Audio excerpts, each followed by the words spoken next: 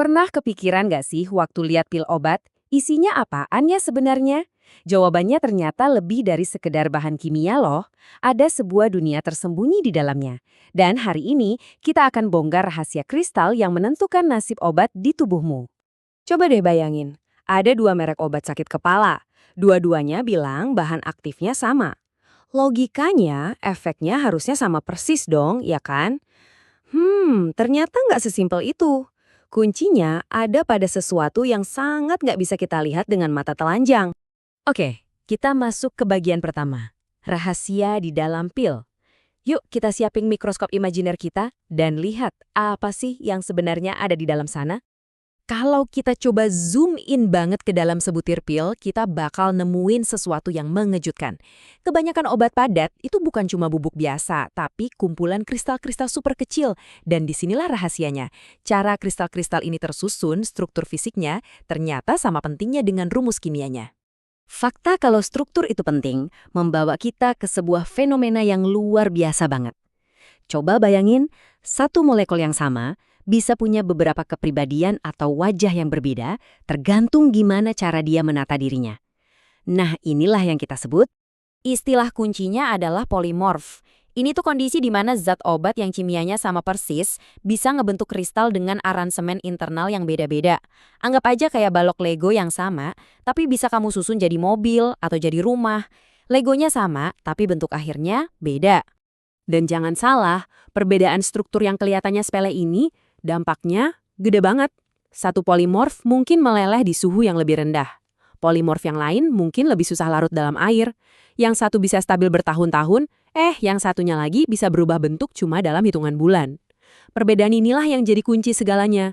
Biar gampang bayanginnya, ini tuh kayak karbon. Atomnya sama-sama karbon, tapi kalau disusun jadi grafit, ya jadinya empuk, hitam, kayak diisi pensil kita. Tapi kalau disusun dengan cara lain, boom, jadilah berlian yang super keras dan bening. Kekuatan susunan struktur tuh segitu dahsyatnya. Konsep yang sama persis berlaku buat obat-obatan. Dan ceritanya nggak cuma sampai di polimorf loh. Kadang-kadang ada molekul lain, kayak dari pelarut atau bahkan dari air, yang nyelip masuk ke struktur kristal. Ini disebutnya sulfat dan hidrat.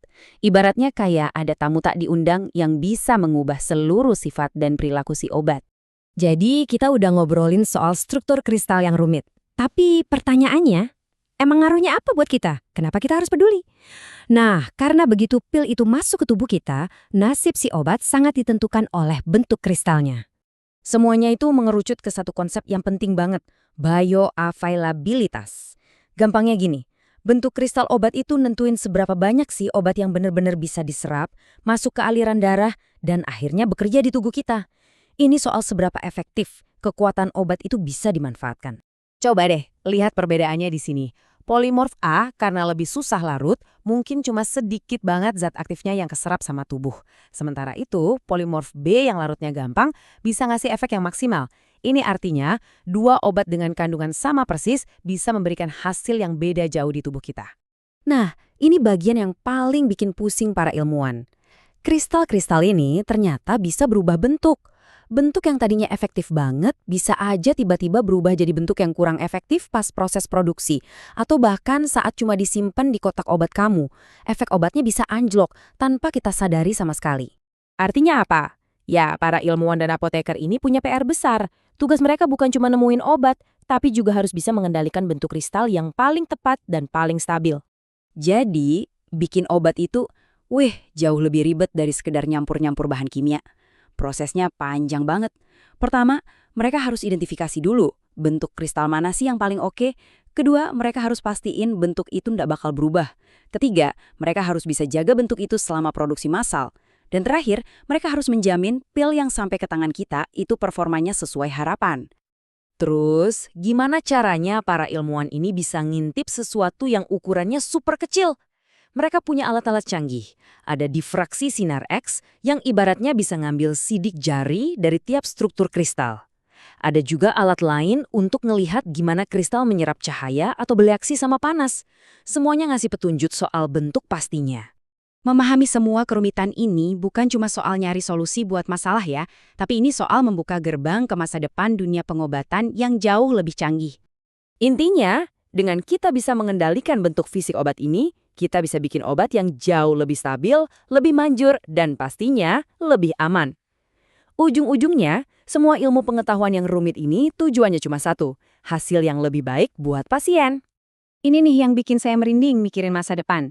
Coba bayangin, suatu hari nanti mungkin kita bisa ngeprint obat yang bukan cuma dosis kimianya pas, tapi juga punya struktur kristal yang sempurna, yang didesain khusus buat kebutuhan tubuh kamu. Potensi yang tersembunyi di dalam kristal-kristal kecil ini luar biasa kan?